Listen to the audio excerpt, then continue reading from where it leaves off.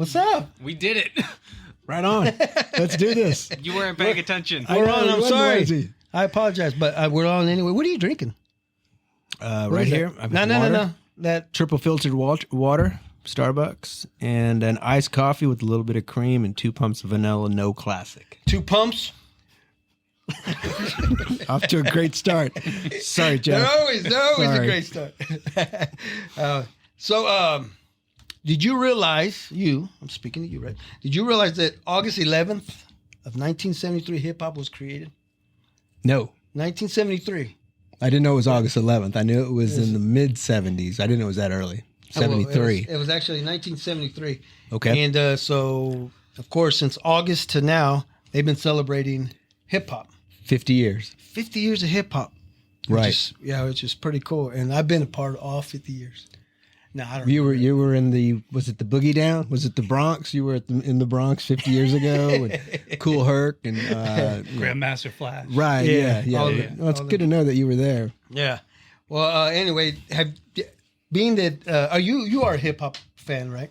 Oh man, yes. Sugar Hill Gang was kind of like when it first was introduced back in when it hit the radio, and every hour I would call up Q104.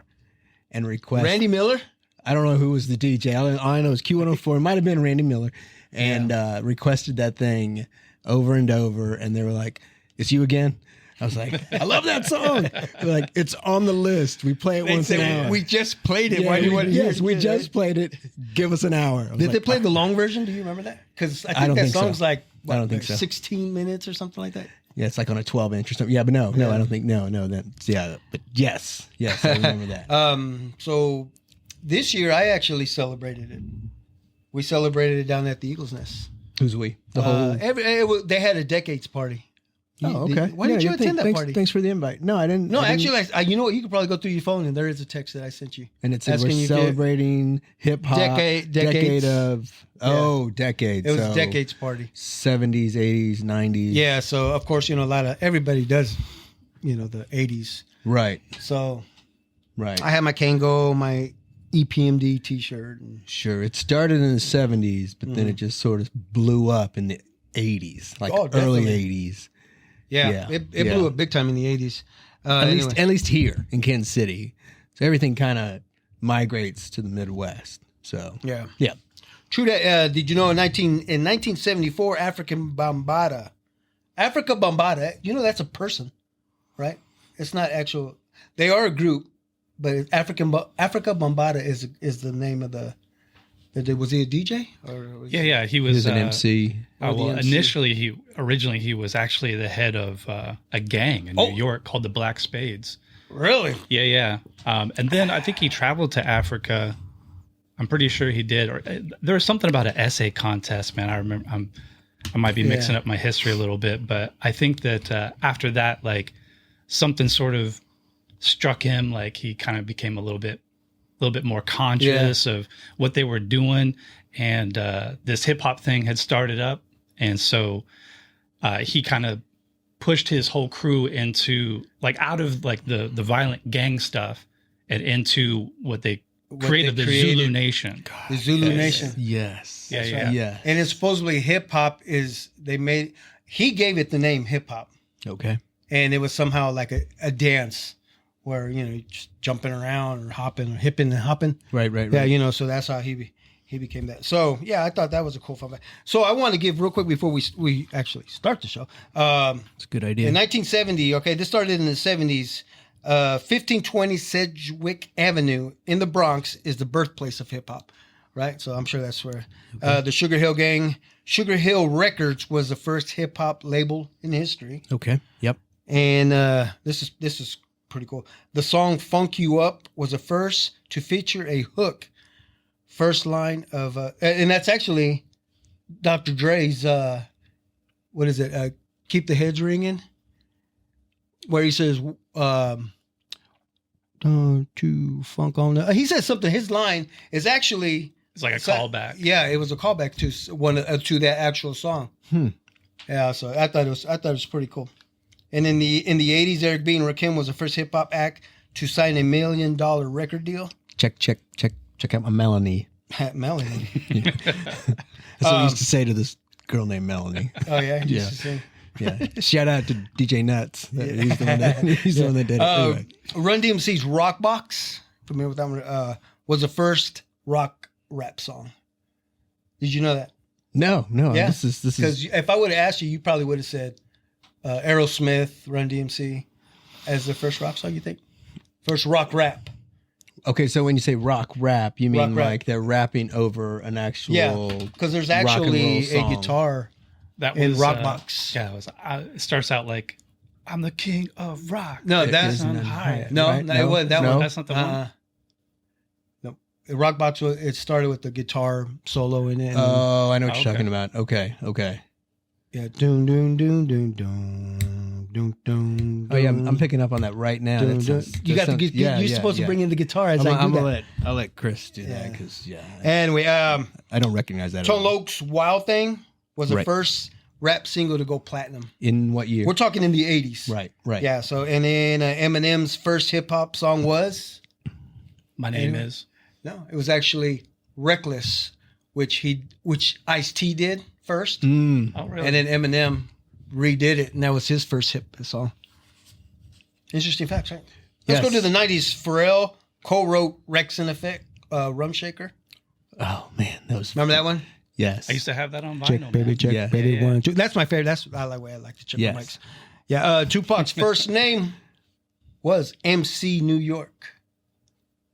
That's interesting. Yes. Yeah, Queen Latifah was the first rapper to perform at a Super Bowl halftime show. What year? I don't know. Okay. We'll have to look that up. Digging We'll have deep. somebody look it up. Okay. Tupac made his debut with which group?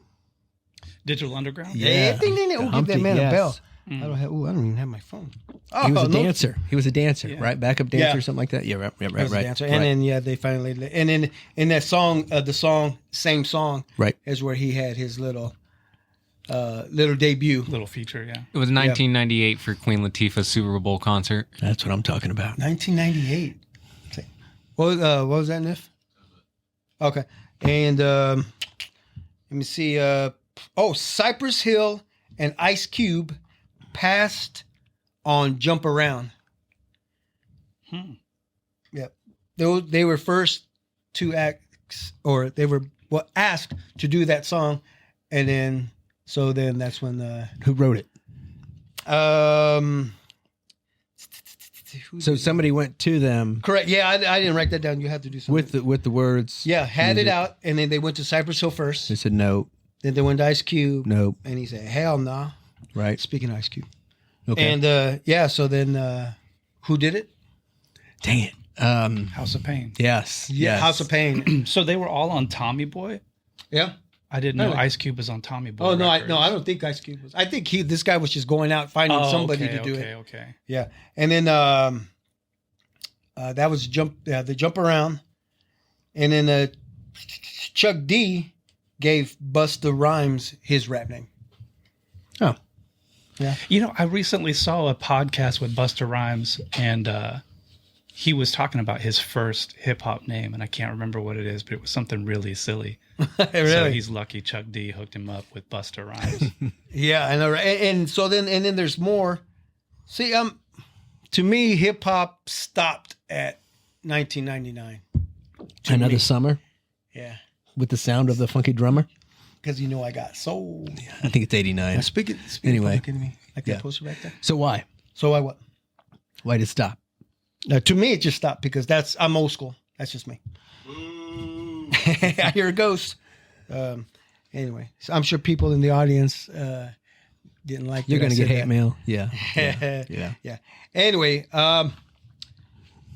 So, yeah, if anybody wants to go out and check all my info, you can find it in beats-rhymes-list.com for more fun facts. Real quick, this episode is sponsored by Quinn Concrete Construction. The company motto, no job too big or too small. Whatever your concrete need is, they have the experience and the professionalism to ensure a quality job every time. For a free estimate, call 913-279-1448. That's 913-279-1448, and that's for Mr. Joe Quinn. So, hello, everyone, and welcome back to the Big Modcast. I know that was a long intro, wasn't it? I didn't notice. Yeah, we didn't even start. We didn't even start the show, really. So, and yeah. See, now I got to start all over. Hello, everyone, and welcome back. Welcome back to the Big Modcast. And speaking of hip hop, which we just did, We sure did. Got to intro our guest. Let me get this ready real quick. Our guest for the show, for the evening, Mr. Jeff Kimball. Right on. Oh, we got an applause. Yeah, I didn't see that audience. They're back there. Don't want to make you nervous. Yeah, thanks for joining us, man. I appreciate you coming in. Man, no problem. So Jeff and I, we work together. As of now, we work together. Oh, and congratulations on your 2 years. Oh, yeah. Yeah, because you just started working with us. And That's right, man. so, yeah, 2 years. Did you celebrate? No. It's just 2 years. I forgot. It's with you and the Well, crew. Yeah, we actually, kind of work. I'm sure you can hear us from where you're at. Yeah, I can hear you guys cussing in the back when you drop stuff. Right. Sounds about right. Yeah, so so you and I, we were talking one day, and we went down this rabbit hole because I can't remember if we just start. I don't know if it's something I had on or something. We just started talking about hip hop, Yeah. right? And then, like I said, it took us down a rabbit hole, and then you told me something that was really interesting, and I was like, dude, you got to come on to the show. You know, so yeah, I appreciate you being here. Again, yeah, thank you for joining us. Have you ever done a podcast? I haven't done a podcast before, no. No, but interviews, you said? Yeah, I've done some radio and TV once. Oh, really? Yeah. Man, is that something we can find?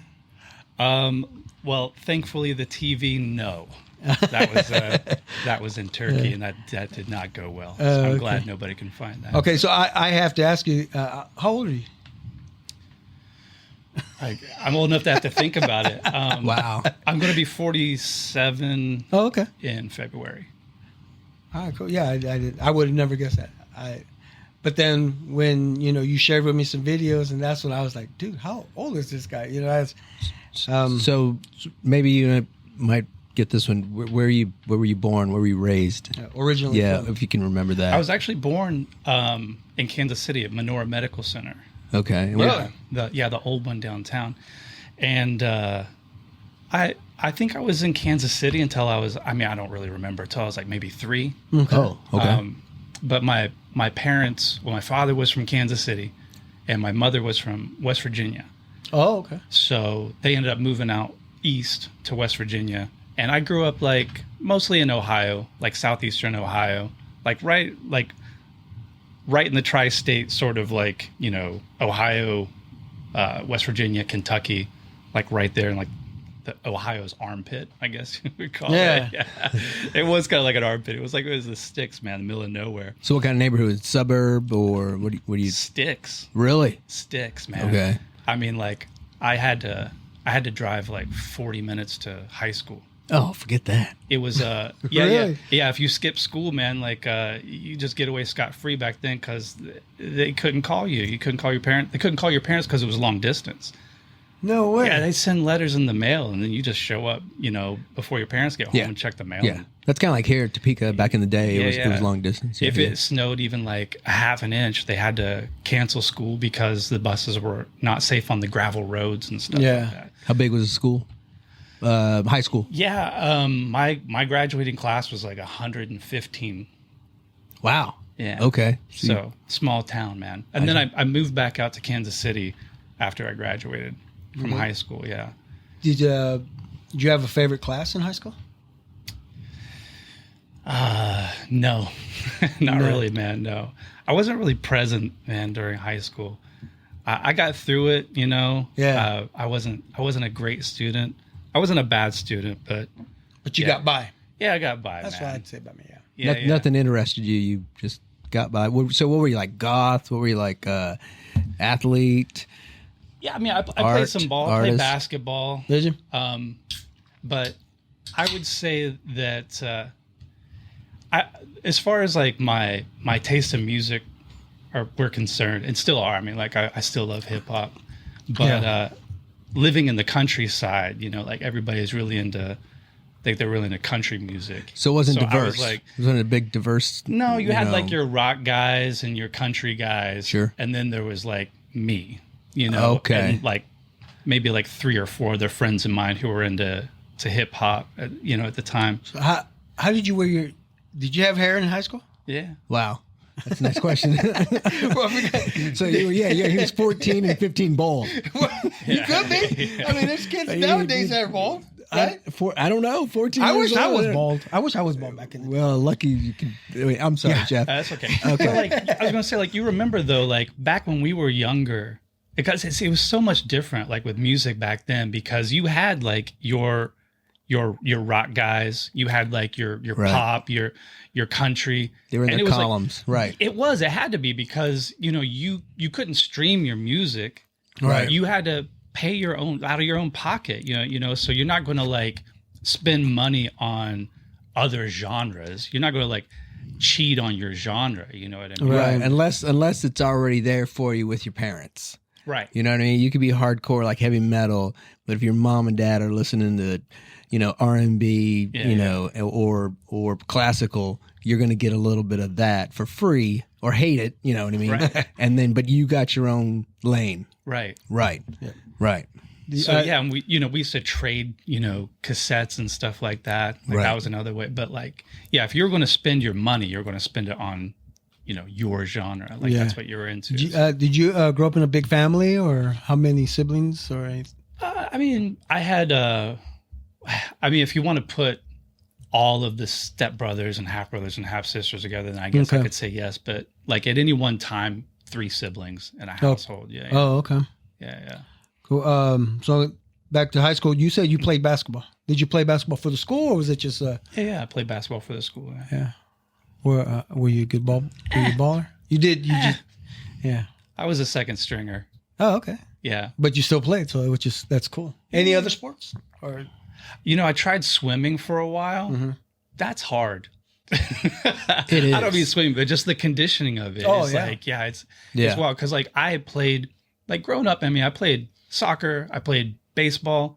And then like, as I got into junior high, I started playing basketball. So all of these sports, you have conditioning. I played football for like 2 seasons, but that was like the Pee Wee League, little silly.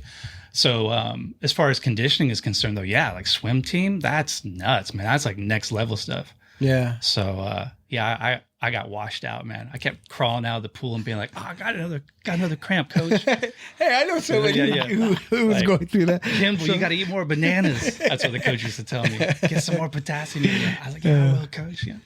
But yeah, that's tough, man. Respect to anybody who can play. And what was the name of your high school? Well, in Ohio, I went to a school called River Valley, Okay. and What was their mascot? The Raiders. The Raiders. Yeah, the River Valley Boo. Raiders. Yeah, boo. There were two high schools in the whole county. So yeah. Talk about a rivalry. Yeah, it was that. But we had basically like in the middle of the county was the city. Let's call it the city. You have to have 10,000 people to be deemed a city. And they had like 10,000 and Really? So everybody who lived like close to the core, in the center of the county, they got to go to the city high school. I see. Which was Gallipolis High School, I think is what it was. And anybody who lived anywhere else in the county, there were people I went to school with who had to ride the bus like 2+ hours. Oh, No way. Because our high school was in the north part of north side of the county. Yeah. So if you lived on the south side, man, your homework is always done. It's always scribbled, because they're just, riding the bus home. It's like you got 2 hours to do your And work. I used to bitch that I lived too far and I was only about a mile away from my high school. Yeah, probably about a mile. Yeah. no more than 2. No more Right. than 2. Right. So, Yeah. I used to hate walking to school. Yeah, that would suck. But that was in Ohio. But it would though. take me 2 hours to get there. Out here, I went to Olathe South. Okay, so when you come over here, Olathe South. Yeah. What was their mascot? What is Falcon? Falcon? I think it's the Falcons. Man. So over there in Ohio, you weren't heavy metal, you weren't country, you were R&B, I was rap. hip hop. hip hop. Okay, so Yeah. how did you get your hip hop? That's a good question. And it's a question that I think younger people won't get these days. But like back then, like especially like living in southeastern Ohio, like you got country stations, Right, talk radio stations, right, classic rock station. right, You don't have a hip hop station, man. No. Like not back in the Right. 80s or even the 90s probably. right, You had every Sunday, you had Casey Kasem's right. top 40. Of course. So if it wasn't on the top 40, people in middle America, they didn't know what was going on. People in New York knew what was up. People in LA knew what was, but Right. like people in the middle of the country or people in Kansas too, same, I'm sure. Right. Yeah. But my introduction to hip hop actually came when my mother took me to a movie when I was like in first grade. She took me to see Breakin'. You guys remember that movie? Of course. Yes, yes, So there was yes. Breakin' 1 and then there was Breakin' 2, Electric Boogaloo. Yeah, right. yeah. Yes. So my mom took me and my brother to go see Breakin'. And Blew your that mind. blew my mind, Yeah. man. I'm like in first grade and I'm seeing like all the elements of hip hop. There's like break dancing, there's like, graffiti and DJing and MCing and stuff. Mixing, scratching. I was just like, Man, wow, and this you is you it, realize man. just right now you just said the 4 things about hip hop. I mean, Those are the literally, elements. it was I actually read something where this is hip hop, the dancing, exactly what you just said. The Which fifth is element would be beatboxing, but yeah. Yeah. But the yeah. 4 main elements, that's it, man. That's the graffiti, the breakdancing, DJing, and MCing. Yeah. And like I said, it was all like in this movie up on the big screen, and it just like seared into my brain. And from that point forward, man, I was all in on it. This just in. What we This got? just in, yeah. I think we just ordered this. It's Breaking 2. Oh crap, man, that's would- crazy. I don't even know if I have Breaking 1 or Breaking. Do we have it upstairs somewhere? I don't. hate how fast I found Oh, that was pretty good. I think it might be a VHS. It's funny that we're looking at this. I saw a video yesterday. Yeah, let me see. Check that out. I saw a video yesterday, and I had sent it to a cousin of mine. They redid. I don't know if it was a year or two ago, but they redid the dance with the broom. Oh yeah, Remember Turbo, that? yeah. So there's video there where we might have to show a little clip of this, but yeah, Turbo is actually, of course, he's a little heavier, of course, like we all are. Oh, it was him. He did Turbo, yeah, Oh, really? yeah, or Boogaloo. Was It he? was Turbo, Ozone, and Special K.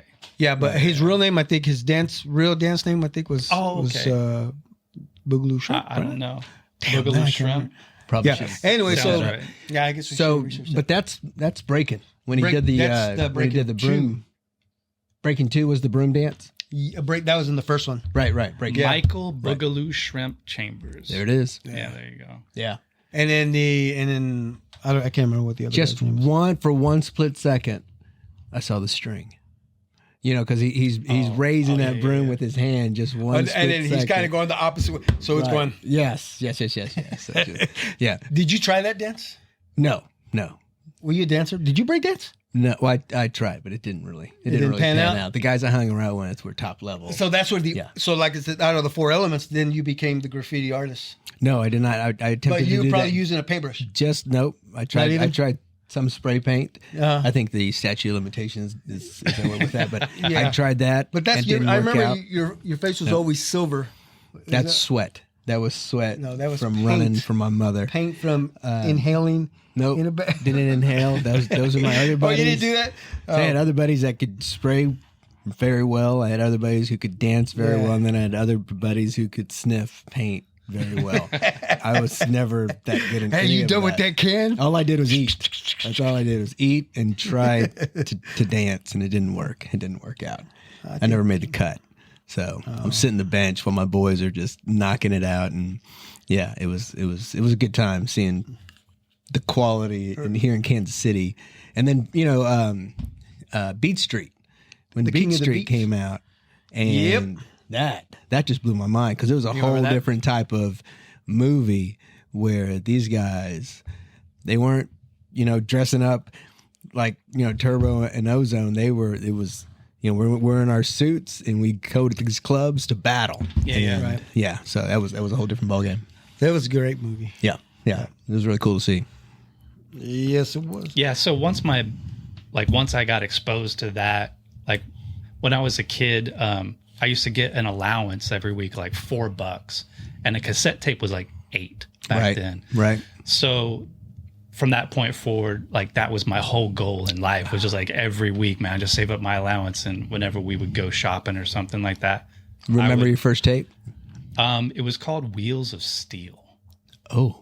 And which you became a man of. I've tried to find it since. It was a compilation I was going to tape. say. Like a Had to mixtape. be. Yeah, it was a well, not a mix. It was a compilation of like a bunch of just different random artists or whatever. Yeah. But the thing was, and again, like this is, pre-internet, so, and we didn't have any radio stations, so I'm just going in blind. Right. I'm looking at album art and I'm like, this looks cool, but it's That's like a what I do gamble. with whiskey bottles. So Right. I just buy a cassette, and if I liked it, because I bought a lot of duds, but if I liked the artist, then I would look at somebody who was like, a feature or something. I'm like, oh, I like them too, so I'm looking for them. Or if I'm listening to somebody and like they shout out, like somebody, like some other rap crew, they shout out, And and I'm then like, you okay, can- I'm going to look yeah. for them. Sure. And that was like how I started, building that web, that, all these connections and stuff in hip hop, before we had Yo MTV Raps. Yep. Because, well, I mean, Yo MTV Raps, I think, started in the early 80s, but we didn't have, like, because I lived so far out in the sticks, we couldn't get cable. Whoa. So, yeah.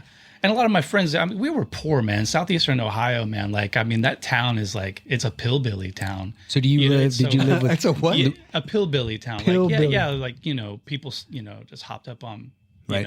Right. I've never heard prescription. that term. Have you ever hillbilly? I just did, but I got it. Yeah, I got yeah, it. It's a yeah. combination of hillbilly, but you throw in the word pill because there's a lot of pills. Well, see, floating I was a around. baller. Colm. I was a baller. So Baller the pill shot was caller. a, was Oh, a different ball. pill. That's Yes. the kind of pill. But you weren't a pill Billy. No. Yeah, you were just a pill baller. Pill Billy. You're a pill baller. Pill So then in this neighborhood, did you stay with your mom, dad, both, or what, grandparent? Who'd you grow up with? Who raised you? Yeah, mostly with my mom. Okay, so Yeah, single she was out parent. in Ohio, Okay. but like she remarried, and then my dad was out here in Kansas City, so I'd spend summers with him. Okay. Out So who here. of your parents who had the most, like, who introduced you to more music? Was it either on, for My me? dad's actually well, I mean, not a professional musician, Right, but right. yeah, but he played guitar. Okay. And so he got me interested in guitar when I was a kid. Okay. So I guess I got some musical influence from him, Mm-hmm. and plus, like, he was into like the old folk and rock and stuff like that. So you guys were listening to it on a regular basis in the house. yeah. Okay. My mom's listening to like Kenny Rogers and The Gambler? you know, so, yeah. Well, okay, the Gambler. Okay, that's Okay. Yeah. okay. That's fair enough. Fair enough. So, But yeah, being that you said you play the guitar, you didn't play any instruments in high school? no. I wanted to, but Were you the we were beatboxer? poor, man. You were So the we did- beatboxer back then. I wanted right? to play saxophone. I remember that. Yeah. But my brother tried to play saxophone, and my He mom said try. invested in that, and then he quit.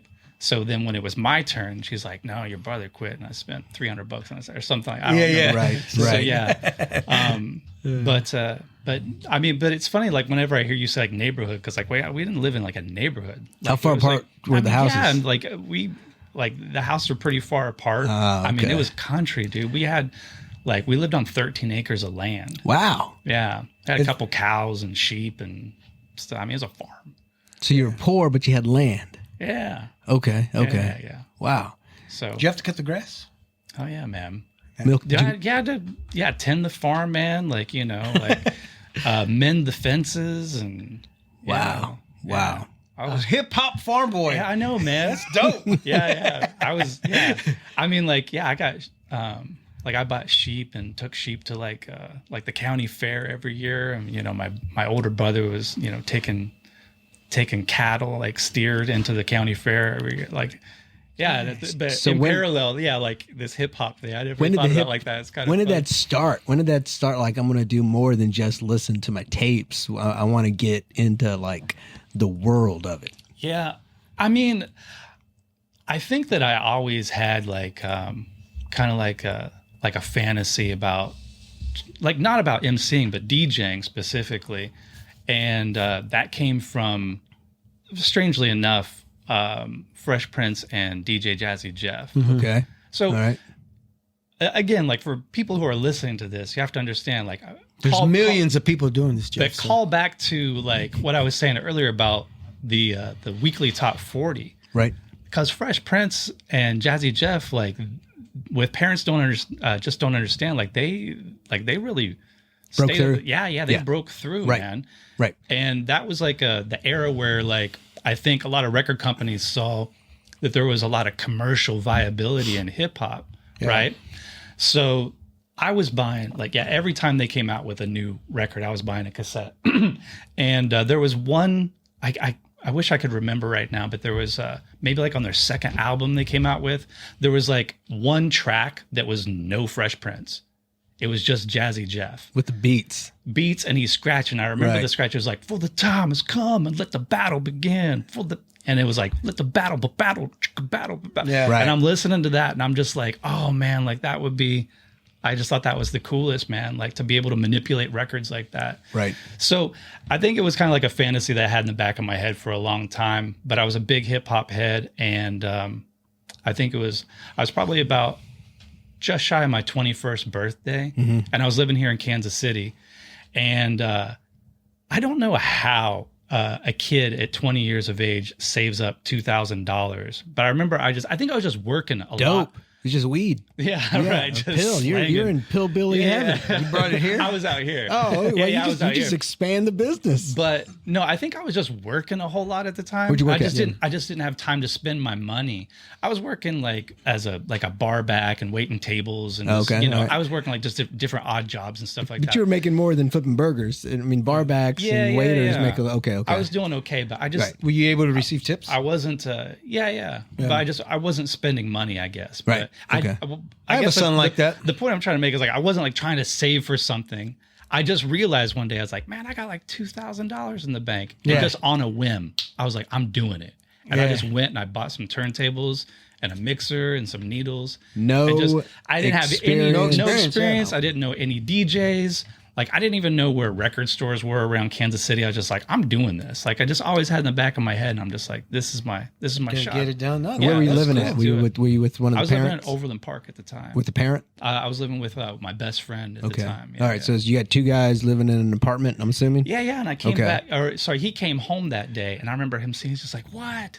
It's like, what is this? I was like, I'm going to be a hip hop DJ. He's like, that's cool. You only need one turntable.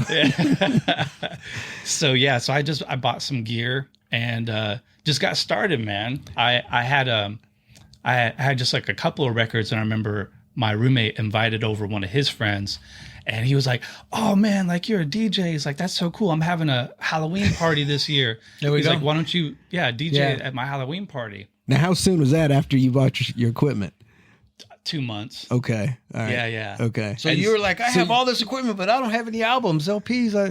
You just had to. Did that equipment come with the tape deck? What's that? The tape deck to put your tapes in. No, it was two turntables. It was just two turntables. Two turntables and a mixer. Because you said you had not a boom box.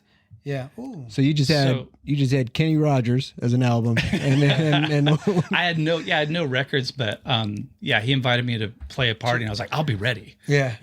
I just started buying up records, and I think by the time I got to the party, I think I had accumulated, I don't know how many records, but it's like if I string all of them together and flip the B-sides, I could get a 2-hour set or something. So Do you ever have to play same song twice, 3 times just to? I'd never do that. You would never do. Oh No. shit! and so for that I would gig, never do that. it was just no mixing, no scratching. It was just music. There was no scratching. Okay. But, Right. I It was was beat just- matching by then. Got it. Yeah, I was Got beat it. matching by then. Yeah.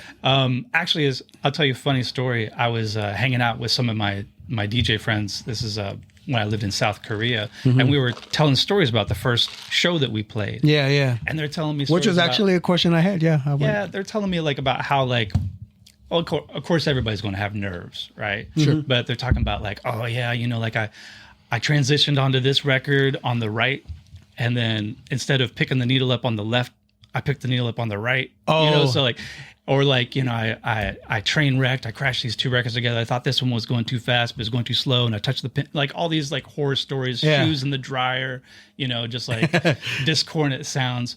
And it got to me, I was like, okay, so my first party, like 2 months after I got my turntables, I had this mixer that had, I had a sound bank on it, and you could record like short loops, and you have 4 sound banks on it. But if you unplugged it, then it was gone. Like there was no persistent memory on it. Oh. Yeah. So I would have to set up the samples ahead of time.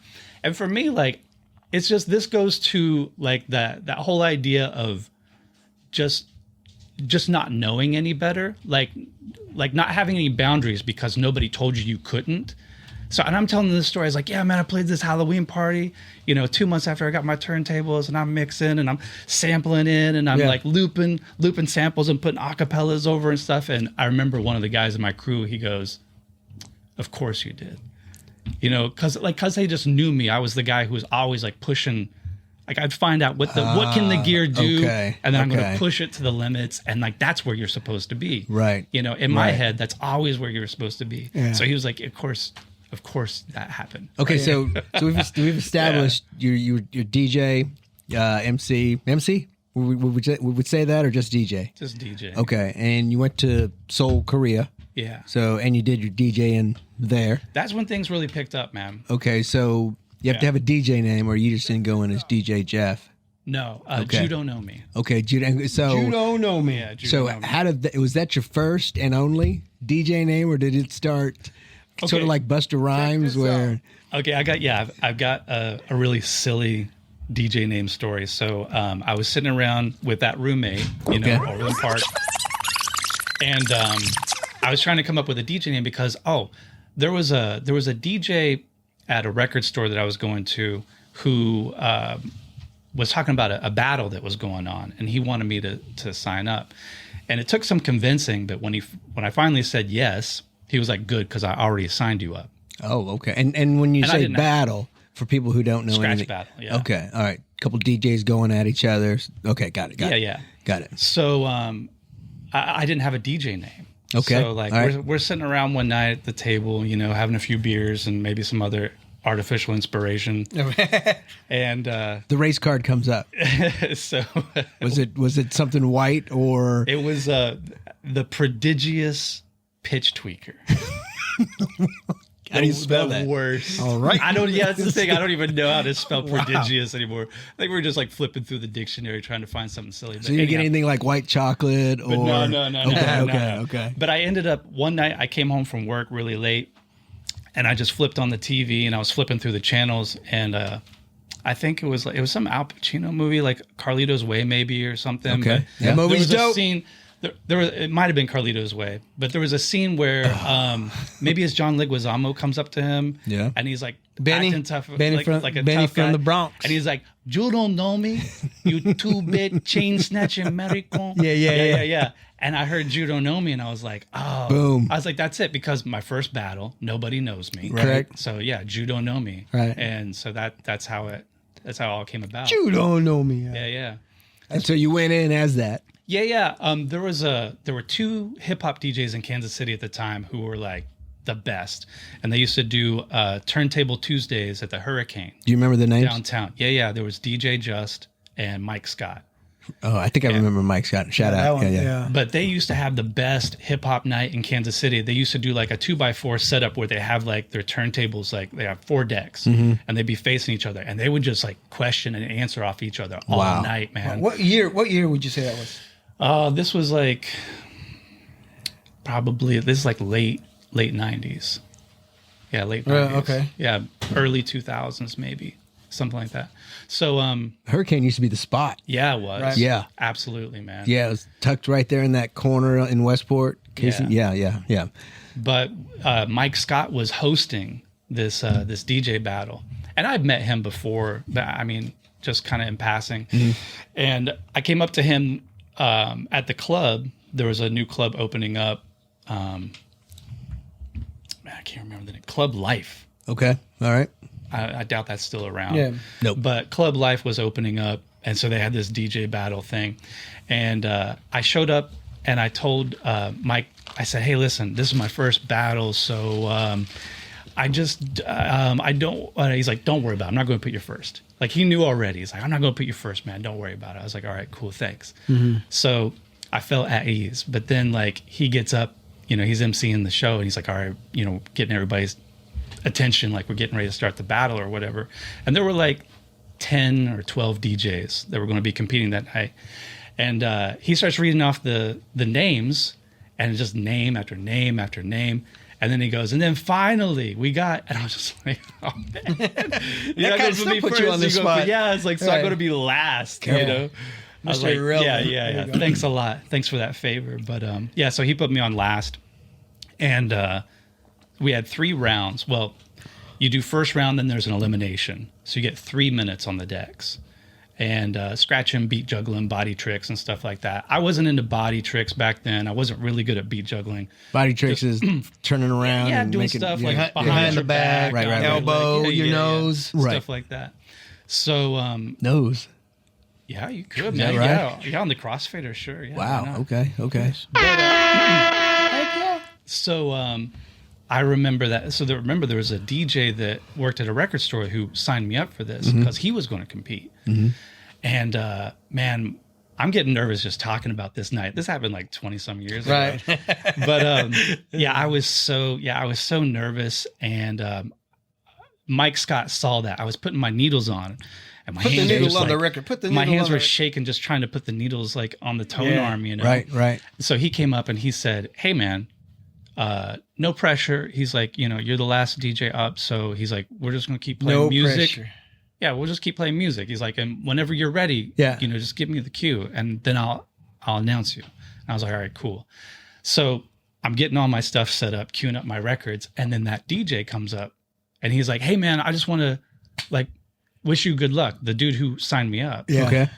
His name was Drew, I think. It's been a long time, but anyways, I was like, "Hey, thanks, man." And then I was like, "Wait a minute, I didn't see you perform. You didn't play." Like, they announced his name in the lineup, but he didn't perform. And he's like, "Oh yeah, man. I mean, DJ Fresh is here, the man from downstairs." It's like, dude, we're basically just competing for third place. Yeah. Good luck. Yeah, I'm just checking out. I know where I'm gonna go. Yeah. He's like, "Oh yeah, we're all gonna lose." Yeah. So it's not even worth it. Wow. Hey man, have a good set. Yeah, good luck. Yeah. Rookie. So how'd you do? So well, at that moment, man, like I was that was like peak nerves now. Right. Like, I thought I was gonna throw up, man. Right. I really did. So this is felt like 8 Mile. Sick. Yeah, man. Exactly. I was thinking too, like Eminem. Yeah, it was about mom's spaghetti all over my turntable. Right. Man. And then just something came over me, man. Like this thought came in my head, and I was like, you know what? I'm already better than that dude. Yeah. Because he didn't even compete. You Right. know? And that was somebody that I looked up to. I looked up to that dude. So all my nerves just went away, man. Like completely. Like just ice cold. And I was like, I looked at Mike and I was like, all right, cue it up. Hell yeah. And so my first set was really safe. I just did some scratching. Like I didn't do anything crazy, no transitions or nothing. And I was like, if I get through just doing that, then my second round's going to be like, it's do going to be you recall awesome. what you played? Yeah, I what remember. Music, what was it? I mean, I don't remember the first set because it was just a beat with some samples. Just, like when it comes to scratch DJing, I heard DJ Qbert say this one time. He was talking about how you have like those classic sounds like the crash, like the and you have the fresh, and every DJ has a vocabulary, right? When it comes to scratch DJing. And when you use just those 2 samples alone, you can express yourself in so many different ways. Like you can really flex. You can show people like what your vocabulary is like. So with that, I mean, I just stuck with the scratching, like at that time. And I don't remember, but I do remember on the second round because they called me, like they had their first elimination. Oh. And I was like, okay, like now I'm feeling confident. I'm in the second round. And I don't remember the beat that I had going on when I started in on my second round, but I remember the sample that I played that I cut in, and it was Michael Buffer. Michael Buffer. Let's get ready to rumble. So that was my scratching. It was like ladies and gentlemen, and then it was like as he's doing the I'm doing this pulling the record back and pitching up. So like, chicka, chicka, chicka, Yeah. chicka, Wow. chicka. It's like, let's get ready to, and then I cut the beat in, rumba, Yeah. chicka, chicka, you know, and just like cutting, and then like the places. I was gonna say the crowd had to go. Places lighting That- up, and I'm just Right. like, I'm feeling myself. I'm just like, yeah, dude. So I had a good second round, and when I got off the decks, one of my best friends, he was like, man, he's like, that was good. He's like, I can't wait to see your third set. I was like, I don't have a third set. Dang. And he's like, what do you mean you don't have a third set? He's like, dude, you're going to the finals. And I was like, I don't think I'm gonna make it to the finals. So were the finals And then 2 people, or the is finals it? were 3 people. Okay. Yeah. And you made it. So, well, no, here's what happened. So, he's telling me, he's like, yeah, you're gonna make it. And his friend was like, yeah, dude. He's like, you're going, man. Right. Like, do you got, and they were like, you have some extra records? And I was like, yeah, I brought some extra records. They're like, we'll figure it out. You know, Right. I'm just, Right. You don't just figure it out on the spot. Like, Right. I don't know what I'm going to do. And I actually considered going up to the MC and being like, hey, man, I don't know if you're going to call my name, but like, Yeah. I don't have a third set. But I just said, you know what? Like, we'll just see what happens. And he didn't call my name. Oh. So, and there were people like when I was leaving the club later that night, I ran to some dudes in the parking lot like, oh man, like I Right. want to see you in the third round. And I was like, oh, it's cool, man. Like, you know, they got DJ Fresh and the man from downstairs. I mean, Right. we're all competing for third place anyway. You know, like Right. So at this time, were you already DJ? no, man, You that don't was know the me? What? first time in front of a crowd at a So club. what were you? What name were you going? Just That by was your. Judonomi. Oh, so you were Judonomi at Yeah, that yeah. time. Okay. So yeah, but the first time playing in a club was in a competition. Was that a big high? Dude, after that, I was like, this is it for me, man. Really? This is my track. Yeah. Like, yeah. So So did you quit your job? no. DJs don't make a whole You lot took of me money. back. You took me back by doing that Michael Buffer. Mm-hmm. So have you heard that before? Have you heard somebody do that? No. Because so Derek B, I think he was British. He was either rapper or the DJ. I don't know, but no, he was a rapper, and he had this song called "Bullet from a Gun," Okay. and he used LL Cool J's "Aww," and he did it by using like and then bam, and then his music starts. Yeah. So so you took me right back, right? You took me to that, which is pretty cool. So, Yeah, that was just a sample I had on a DJ Rectangle record. And Rectangle is like, he's not really well known, but he's still putting out mixtapes today. And he Really? also, I've never yeah, heard he's a of him. scratch DJ. He competed in the DMC World Finals and stuff. Yeah. Like back in 97. But yeah, he, I don't know if he's still putting out vinyl records today, but he used to put out vinyl records for battle DJs. So they just have samples. Sometimes it's a movie sample or it's like Michael Buffer or something, Yeah. or The Crash and the Fresh, and then there'd just be like some beats that he produced or something like that. So yeah, just a sample that. I have some of these here. Look, Check this out. saying in Go, the man. Check this out. Check this. I know you. I know See, you're gonna dig this. DJs you need to use this app. Check this 'Cause, out. Yeah, Is that I've Chuck had D? the check this out. Yeah. I don't know. That second one you played. Check this out. No, I don't think so. Sounds like him. No, here we go. How low can you go? There we go. That's Chuck D right there. So okay, so after that gig, and that you determined this is where I'm going. This is Yeah. my path. So, what was the height of your like? So I mean, when was it that you went to Korea? How did that come around? And then Like the following summer, I was in Korea. that's where you DJ'd more, right? Yeah, that's when things blew That's up. where the DJ Why? battles. Why did you and- go to Korea was it? versus staying here? And If you don't battle mind with the sharing, why hurricane? you No, went? not at all. I mean, I guess you could say I was a pretty impulsive young man because I mean, like first I bought the turntable, it's just like, oh, like I'm gonna do this Right, now. right. And with Korea, it was the same thing. I was Okay. working at the casino, at Argosy Casino, Right. and there was a guy who came into the break room who was a casino dealer, and he was like, "Hey guys, I'm moving to South Korea. Does anybody want to go?" And I was like, "I'll go." What was your job at the Just casino? like that. I was a dealer. Okay, all right. And you just And I was like, I'll go. And then he had a laugh and he's like, you want to go with me? And I was like, yeah. this is awkward. Now, like, Yeah. I'm being serious. You know, like, I mean, I'll Wow, go. that's pretty Yeah. cool. Why'd And you he- ask? And he was like, yeah. And he was like, no, I'm serious. Like, I'm going to go to South Korea. And I was like, okay, yeah, I'll go. And he's like, I mean, is it's going to take it's some money. Yeah. Like I was like, yeah, I got money. In South Korea. Yeah, South Korea. And he was like, all right. He's like, give me your number. We'll talk about it after work. So you didn't know him? So, I mean, you kind of knew him from work, but he wasn't like a close buddy friend you hung out with. Yeah. And he was saying in the break room that, you could easily get a job there teaching English. Right. So I was just like, all right, I'll do it. A lot of people know about this ESL thing nowadays, but back then, like that was like nobody really knew about that thing. The only reason he knew because he was in the Air Force, so he was stationed over there before. I see. Okay. So he's like, he's familiar with the territory there, and then you jumped on a plane with him, packed up your 2 turntables, and your mixer. He flew over first and kind of got set up. Okay. And I went over there about 3 or 4 months after him. Wow. So I didn't bring my turntables because my turntables were garbage. Okay. So I was like, I'm not bringing these with me. I'm going to go over there. I'm going to get a job. I'm going to get some real scratch DJ gear. Okay. Because my gear was, it was hard to scratch with, and just I didn't know what I was doing when I first got into it. So you got a job as a teacher. Yeah. And then saved up. I mean, say saved up. I mean, like, dude, listen. Back then, I mean, I got my first job pretty soon after landing, and the school paid for the apartment. Oh, gave me a cell phone. Wow. As a sign-on, whatever. Sure.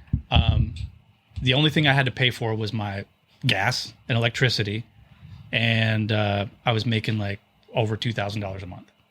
So you were living solo. So I had a new set of turntables like within 2 months. So, I was just done. Because I mean, nowadays, you can get similar pay, I think, in South Korea, but like the hours and things that they work out with your contract and your housing is all different. But back then, like that was the golden era, man. Yeah. Like I hit it just the right time. So I bought some new gear, and I remember you were making a joke earlier about like, oh no, you only need 1 turntable. Yeah. It reminded me like my director, this woman that owned the school, I asked her to go online to this website that I found in Korea to order my turntables. And at the time, there was a new turntable that came out from Vestax, and it was like the most expensive turntable on the market. And so I can't remember how much it cost, but they were expensive, like $900 a piece or something like that. So I told her, I was like, this is the turntable that I need. And she's like, okay. So she goes, clicks quantity 1 and goes to the shopping cart. I was like, no, I need 2. And she was freaked out. She didn't freak out the $900 turntable, which is like 2. She's like, no, you only need 1. Yeah. I was like, trust me, I need 2 of those. So but I bought some new gear, and in that 2 months when you got there, before you got your turntables, were you scoping out the scene? Yeah, man. Just hanging out, feeling things out and stuff. But like, dude, for the first year that I was there, my whole thing was like, I'm going to go into monk mode. I'm just going to work on, music and just focus on that. I'm not going to try to like play in any clubs or anything. I see.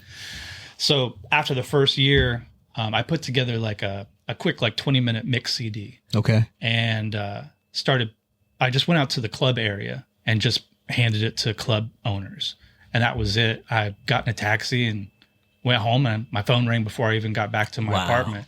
Yeah, and there was a new nightclub, and the guy was like, yeah, can you start next week? Like your stuff. Yeah. Come on down. And so I had my first residency just like that. And I was like, cool. I was like, what time am I playing? He's like, midnight to 1 o'clock. I was like, that's the best slot. That's the best spot, man. Yeah. 12 to 1. But in Seoul, South Korea, maybe like arguably 1 to 2 could be the best spot because they stay open like, it's not like Kansas City, like if you got people in the club in Seoul, South Korea, they'll stay open till 9 the next morning. Wow. If people are still there. I've seen that happen. So I got my first gig playing there, and then a few weeks later, I'm at a bar, just random, totally random. This is where things really took off. There was a guy, a Canadian guy who was at the bar next to me, and we just started talking about music. And he told me he was a party promoter, and I told him I was a DJ. He's like, oh, what's your DJ name? I said, Judonomi. And he looked at me kind of odd. And he goes to his bag, and he pulls out a CD, and he's like, is this you? Is that you? And I was like, yeah, where'd you get that? He's like, I got this from one of my contacts. He's like, why don't you have your email on here? You know, and I was Right, like, oh, right. yeah. Marketing's not with that, right? Yeah, because right now. when I went to the club managers, I just gave them a CD Yeah. and I just wrote my number down for him or whatever. So was it one of the So CDs with just like the clear case, or was it just a It said CD? Judonomi on it. Like was I it- wrote Judonomi, but I didn't write any contact information. But did because it I'm have a case on it? genius. You know, those clear. Yeah, yeah, okay, it was right, the yeah, clear yeah, case. yeah. Okay, okay. Yeah. Yeah. So, No number, no phone number, no. no.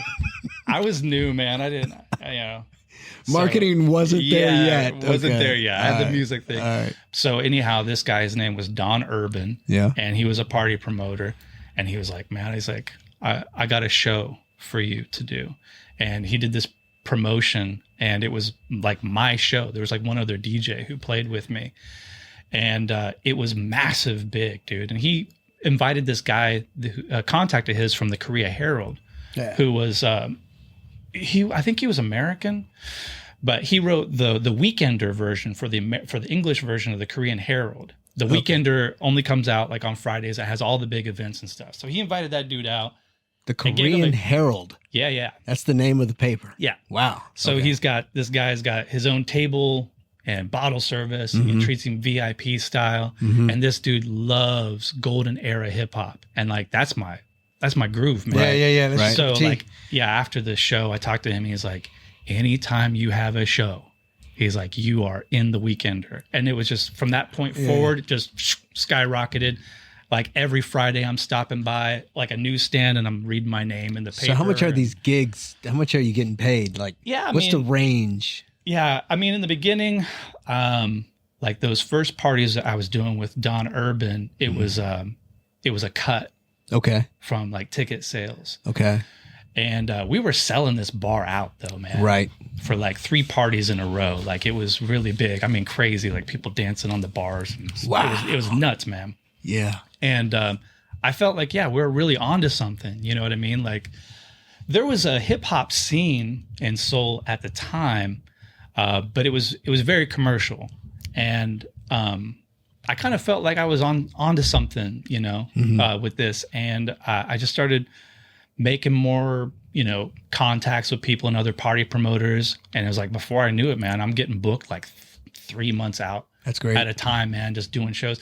And some shows would be like, I think like at the time, like an average would be like, you might play like an hour or two and get paid $100 or something a slot. But like, you know, I could do it. Like sometimes I do a spot Friday 9 to 10 and I do a spot Friday night over this place from 12 to 1. Yeah, And I got so another just go spot from on. spot to spot. Yeah. So I just take the same records with me. Yeah, Just- and just exactly what you did 2 hours ago, different you crowd. didn't do it Right. again, right? Yeah, different crowds, so it didn't really matter. So, yeah, but about $100 an hour was fairly average. Yeah. Did you have groupies? I mean, was there just your little crowd that liked to? I'm not Come on. groupies. No. Fans. You had fans like the music who'd follow you or figure out Yeah. where you were going to jam with you. I mean, I had a lot of friends that came out to my shows. Right. So if there were like Koreans who would go to a show because my name was on a flyer, I mean, I can't really say. I don't know, man. But there for about 2 years, I was getting a lot of publicity and, you know, getting like interviews in magazines and Wow, that's Stuff great. like You that, still have man. any of that stuff? Did yeah, you? man. Yeah. That'd be cool. You have to bring it in, man. I like to check. Yeah, stuff down out. at, yeah, I got that stuff at my parents' house, man. Yeah. I got about 6 or 7 magazines That's with dope. interviews and stuff. Yeah. So Some of them are all in Koreans. Like I can't. when you read them. when you were in those clubs Yeah. doing the work, did you meet any like American, you know, rappers or any DJs that come in there that liked your stuff and then like did you meet an idol, like somebody you just like were just like, boom, I've always liked your work, you're my favorite, you know? Oh, you mean like out of like famous artists that came through? Yeah. Oh, in well- in South Korea. Yeah, I mean, I met a lot of people, man. But listen, I started doing promotions myself, Okay. so that was pretty cool. So I got to meet people that I really enjoyed too. So like one name I can tell you, like Barry Ashworth from the Dub Pistols. Okay. I played with him, and that wasn't even. I can't take credit for that being my idea. I was in a DJ crew at the time, and one of the other DJs wanted to put that event together. But we did play together.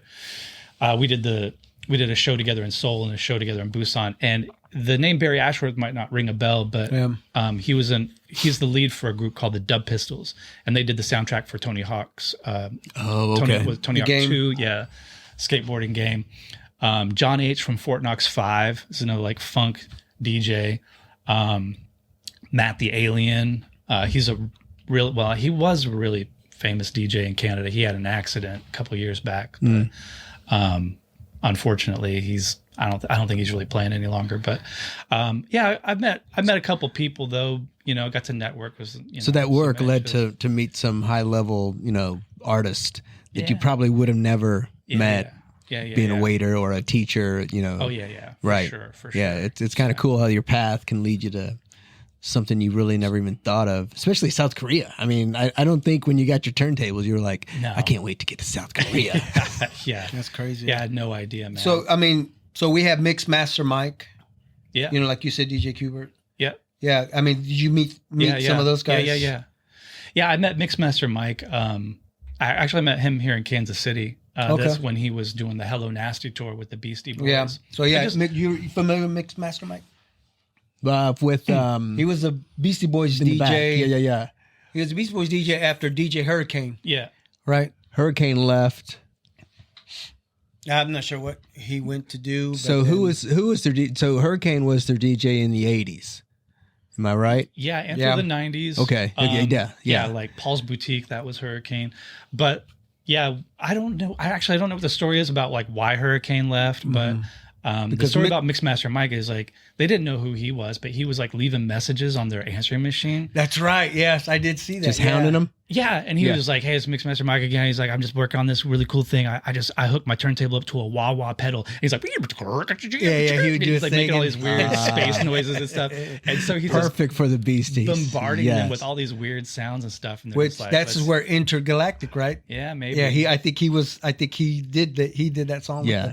With production. I remember Hurricane now. Hurricane and the Beasties were here in 87, 88, I think. And they were at... Yeah, it was DJ Hurricane. Yeah, I do remember that. I still have my ticket stub. Oh, is that right? Yeah. I don't know if I say I got arrested. I got handcuffed, thrown in a truck right before that concert started. Yeah, it was quite an experience. But it was graffiti. Yeah. You couldn't be it wasn't graffiti downtown. It was graffiti. It was mistaken identity. The guy thought I stole something from Safeway across the street from and he was wrong. And then he let me go right in front of the venue. My buddies were in the corner and looking like, "What the heck are you doing handcuffed in this truck?" Man. Next thing you know, I said, "Thanks a lot, officer, for make me look cool." For handcuffing me and making it look weird. But as soon as we walked in, ladies and gentlemen, the Beastie. I mean, it was perfect timing. Those guys were trash. God, they didn't care. It was beautiful. I mean, they were drinking and they were throwing beers out in the crowd. It was just nice. Nuts. It was nuts. You ever get to see a Beastie Boys show? And I think maybe that was like my third or fourth rap concert, and seeing somebody behind literally doing the work. Yeah. On the 1 and 2. I mean, it was just like it was just wild. That was a Together Forever tour. It was Run DMC, the Beastie Boys. No. This one it was Fishbone open for them. It was a small venue. Oh, okay. Yeah, Fishbone open for them, and then the Beasties. So yeah. But it wasn't Together Forever tour. It was their tour for their first album. Yeah. Well, I'll tell you, Mixmaster Mike, he and DJ Kubert, they started a group called the Invisible Scratch Pickles, and actually originally it was Kubert, Mixmaster Mike, and DJ Apollo. Like there are other DJs in the group now, but originally they were just all into like the scratching and turntablism and stuff like that. And they started the first like kind of turntablist band, where like one person's scratching drums and the person's scratching horns or doing, you know what I mean? And like they would do like full performances like in the Bay Area in San Francisco, like doing stuff like this. So yeah, but Mixmaster Mike, he's still one of the goats, man. He's still doing tours. Kubert, he's still, same thing. He's still traveling around touring. I met Kubert when I was in, I met like probably 4 of the Scratch Pickles in total, but I met Kubert when I was in South Korea. And I started telling you this story about it, but I kind of cut off it.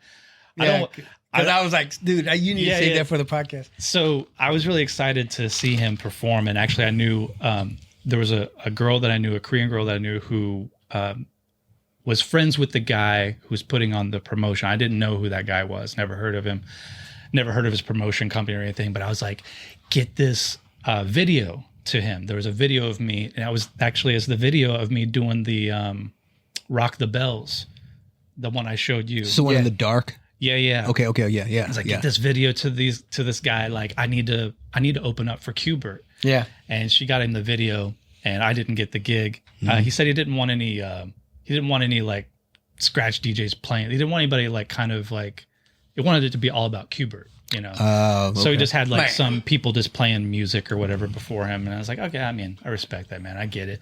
But I got to see him. I was like, as close as I am to Mario right now, man. Watch him perform. And That's cool. Afterwards, I had a CD that just had one track on it that was all made from scratch sounds, like everything. And I just wanted to get this to Qbert. And I thought it would be a thing where like I just slip it to him, like, hey, man, I'm a big fan of this, you know, whatever.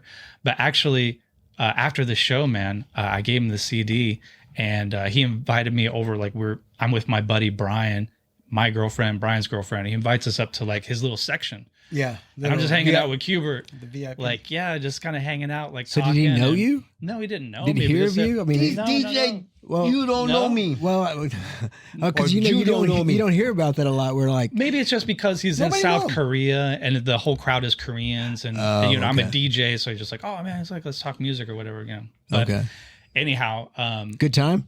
not really. Yeah, let him get the story. Let me say this. I want to caveat this story. Like, I don't know if like Qbert or any other DJs will ever see this. Like, I'm not talking trash on Qbert. Right. He was, I suspect on some form of artificial inspiration. He was very happy. Yeah. And, you know, he was very nice, but he was, for some reason, particularly interested in finding out more about my girlfriend. Right on, player. Okay. So, but I mean, like, but I say this like all the love in the world. I mean, like, he just has this big grin on his face. He's like, hey man, he's like, is that your girlfriend? I was like, yeah.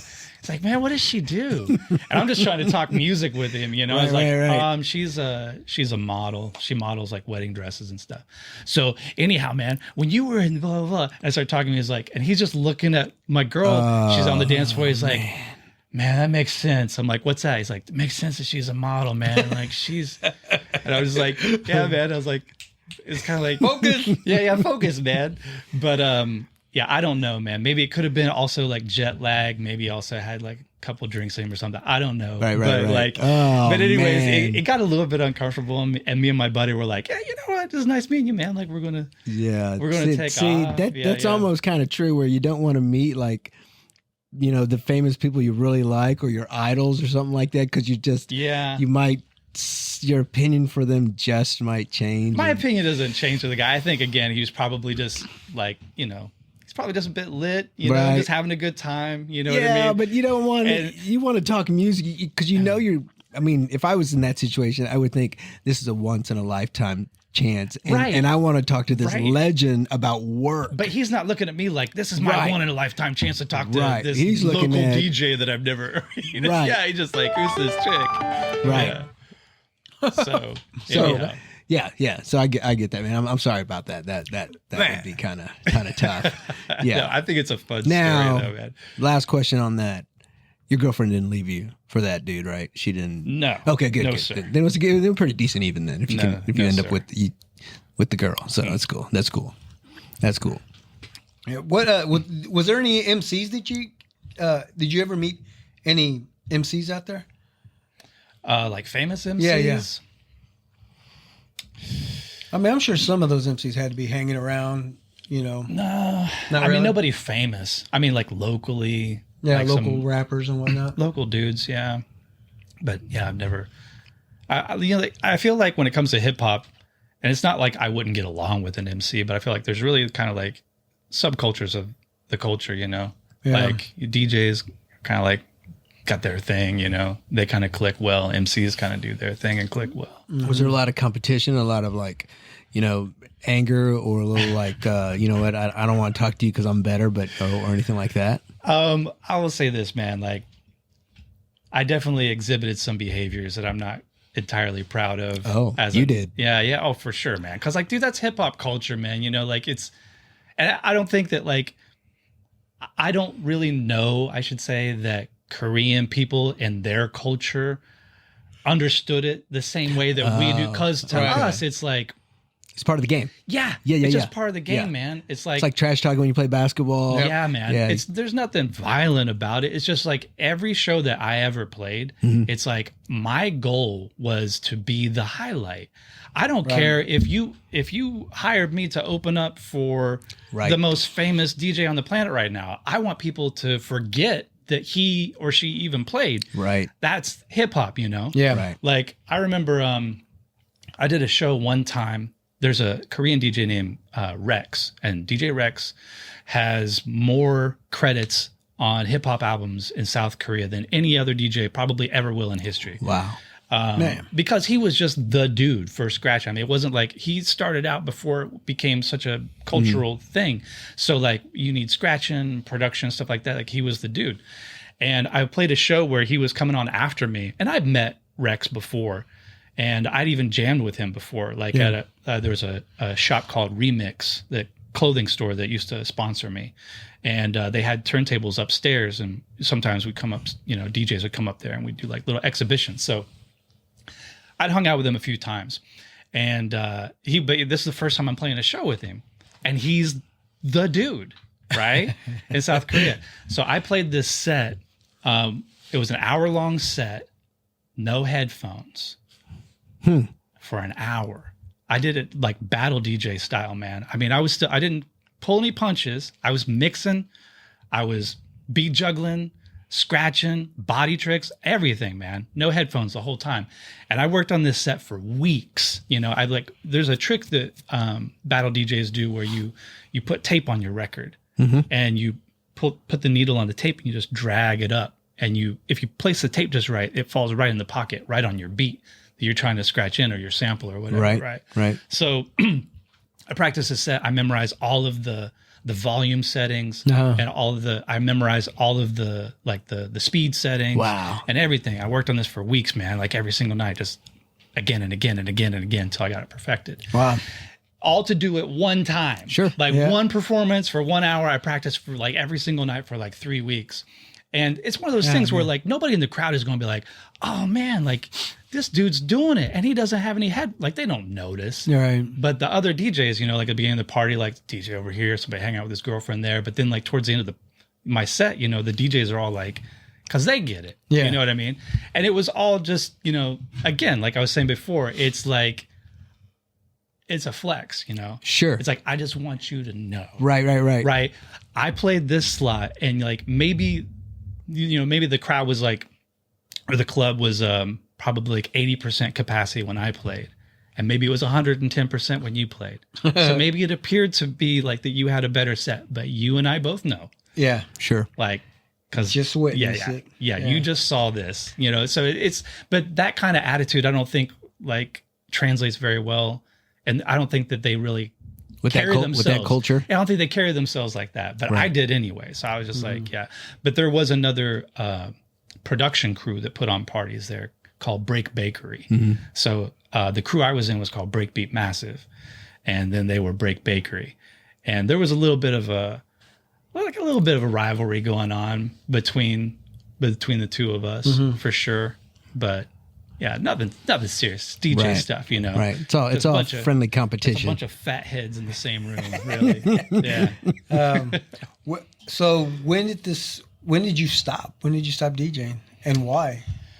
What was it? Stop DJing, man. Like, dude, like the mood just changed for me as soon as you said that. Because like I've said this before, it feels like a relationship. You know, like I broke up without any closure. You know, because I was at a point in my life where like teaching was like, I kind of hit the ceiling with it, you know, for years I hit the ceiling with it. And I felt like I needed to change careers, get into something else. So that's why I went back to school for computer science. So I could become a programmer. But knowing myself, I was like, I can't have my gear and the books. Oh. It's got to be one or the other. Really? Because I know computer science is going to be a difficult thing to do, and it'll be too easy for me to turn tail. Yep. if I have my gear. Right. So I went all in on computer science. I sold my gear, got rid of everything, samplers, mixers, everything. And I told myself, I'm going to do this. And when I'm done, then I'll get back into music, you know, like once I'm finished. And I haven't done that still, but You haven't finished I haven't. Well, no, I finished. school? Yeah. Oh, okay, It okay. hasn't gone back into the I see. I haven't business. gone back into music, but So- that's why I broke up with. I see. If the you whole thing. if you had an opportunity to get back into the music, the DJing, would you? Now I don't know that I would, man. I don't know that I would. Well, it sounds like you created your own opportunity. So if you really wanted to, you just get a couple turntables, get the equipment, and then just Yeah, I thought about it, man. When I was living in Vietnam a few years ago, and I had some money burning a hole in my pocket. I still wasn't finished with my degree yet. I was doing like satellite program stuff, but like Saigon, Ho Chi Minh City, Vietnam, they have a really good hip hop scene. Like I'm talking like they have 45 nights, you know, where they just play 45s and like Really? they got b-boys, b-girls, graffiti. Like it's a cool scene. dude, there. their breakdancing over there in the East is Sick. like Next level. yes, Next like level. a very very high level. Yeah. Yeah. I remember when I was at that level. Same thing with the lowrider culture. When I was in Their that- custom cars and the way they do stuff over there it competes well with us For sure. Yeah. And I thought long and hard about it, man. I was like, oh, I think I'm gonna get some decks, get some equipment, and like get into this scene here. Yeah. But I realized after thinking it through, and there was a documentary that came out on Netflix, some hip hop documentary I watched at the time too, that kind of helped me make up my mind to not jump into that. And it was I don't remember the name of the documentary, but at any rate, it reminded me of like my crew that I used to hang out with and like the community. And I felt like maybe that's what I really see. miss. Yeah. You know? Was that like the 6-part, 8-part sort of Netflix doc? It was, or was it just like a 1 hour? 'Cause I think I know that was there was a little series I think Yeah. there was just one. on the history. Yeah. I think it's just 1 hour. Okay. But yeah, I mean, like, because I had a really good crew and like it just living in Seoul, man, like that was the best time of my life. And we just had like I had so many connections and with clubs and you know club owners and other DJs and Yeah. producers and stuff. And if you were to try to do that now, something Yeah. would be missing and it'd be kind of empty and just wouldn't have that same. I don't know if it's replicable, man. Right. I don't think Right. the culture is the same. And it's not. Right. I don't think it so would. either. It's like us in sports. Like there were during our 20s and 30s, it was the funnest to play and compete with our peers. Yeah. And if we were to even think about, you know, in the late 40s or you know back in, you know, it would not be the same. Right. Yeah. You know, the reason why I ask you is like maybe a part-time gig DJing. See, I have a friend. I don't know if He I has can, his own business. I He's don't know been if I on can my just show put before. my toes in, man. Yeah. I don't know. Yeah, he has his own business. Fernando Productions. He has his own. He has DJs. They play music, and of course they do a little bit of scratching here and there, and Yeah. a lot. The technology is a lot bigger now. Don't do you it. know, you got Once you get a buttons taste, and- it's like crack. Once you get a man. taste again. yeah, but I'm just letting you know because hopefully if he Yeah, sees you're this back in there. episode, he may be like, man, I could use somebody like Jeff. you're tying that You know, Yeah. I'm rubber just- string around your rubber hose around your. No, but yeah, that's why I just know a guy who, you know, just So no, what do you do now? I know you work with him, but what do you do now? What? I build software. Okay. All right. So all just in-house stuff Oh, for the okay. company to use. I see. Yeah. So just as exciting as playing for, you know, thousands of people. It's probably partying pays and a little. girls and- yeah, it Yeah. definitely pays a little bit more. So Yeah, you know, man. there's the scale like party, hose, Yeah. money, pay Oh, bill, geez. pay the gas. Well, man, I definitely spent more money on DJing than DJing ever gave back to me. right. I get it. Same Yeah, I thing mean- with sports for me. So, Yeah. but I think that the real turn, the pivot for the culture was once things started going digital. Yeah. Because things went downhill so fast, man, so fast. Because it went from like, you know, like getting paid $100 an hour to do just a show, even a one-off at a little bar or something like that, to like 50, to like, oh, we'll give you a drink tab and some extra because like suddenly everybody was a DJ. Because once you introduced, I think Pioneer came out with it was a CD deck called the CDJ 1000, and you could operate kind of like it had a jog wheel. You can kind of manipulate it like you could a record. You could scratch on it and stuff. And you understand, like back then, you know, you could have, you know, LimeWire, BearShare, like those Napster type. Oh, you know, yes. like- That's right. So, you know, I'm watching these DJs, I say air quotes, because everybody was a DJ all of a sudden coming into the scene, you know, taking gigs. And it's like, I can't blame the club owners because they just want somebody to play good music. But, you know, it's like, man, I traveled to different countries to put this wall of records together. Like literally, man, I used to travel all the time. I used to go to, dude, I've got more stamps on my passport to Japan than anywhere else. Right on. I used to go there, Fukuoka, Osaka, Tokyo. Ask me where to go, man. Back in the day, I could draw you a map, like from the airport. Sure. Like this is where you go get drum and bass. This is where you get hip hop. This is where you get funk. So it's like you do all this work for so many years to get this collection going, and then this kid gets your collection in a night. Downloads it. Downloads it. Yeah. Quick. Yeah. With the quickness. And then it's like, well, Games totally changed. Changed. Yes. Like, Yes. like real quick, man. Right. So that's why I feel like the culture isn't really, it's not really the same as it used to be. I don't think. I think there was something that kind of like, that was sort of like one of, I don't know, kind of like the glue that really, I feel was like really integral to like the DJ community, you know, like the vinyl and going shopping for vinyl and what vinyl do you have? And like, oh, I got this rare piece. And I know. I remember having vinyls, and I just gave them away because I had a friend of mine who was DJing back then, and I gave him all my vinyls. I could go back in time. no such thing as a rare MP3. Right. Yeah, I got all mine. I still have You mine still in have your my vinyls? in my Peaches there's Oh, really? Yeah. Good And there's for not you, a ton. man. There's not a ton. I still have my Technique turntable, my two nice. two Pioneers. Nice. Yeah, I saved up for my Pioneers, and man, those things, the bass on those, just I love it. I love Pioneers. it. So, yeah. Yeah. Yeah. Man. All right. Well, Jeff, we appreciate you coming in, man. Yeah, man, it's been this was fun. awesome. I could This do is this for awesome. like 3 more hours. I know, right? I know we've gone over an hour. We're almost an hour and a half. Oh, really? Yeah. Yeah. No, this is great.